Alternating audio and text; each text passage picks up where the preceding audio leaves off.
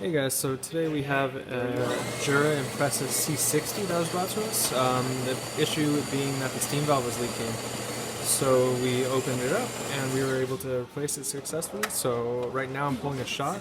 We're going to see how that comes out. And then after the shot, we'll have a look at the steam. Infusion, good flow, nice color, nice really crema.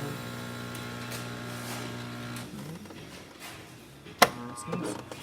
So with these Juras, it does take a bit of a awkward amount of time to register the cycle of the espresso being over and allowing you to choose the steam option. So we'll see how long it takes here, but should be working good as new.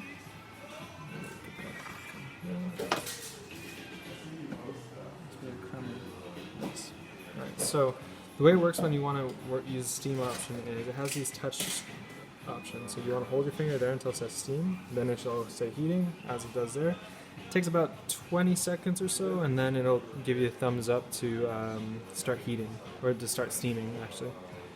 So while we're waiting, I'll also show essentially what the steam valve looks like, what we replaced. Pretty much like this, if not identical to it. So we got a brand new guy inside, and I'm still waiting on it. We have an awkward time. Should be ready now. So we'll turn the valve. That's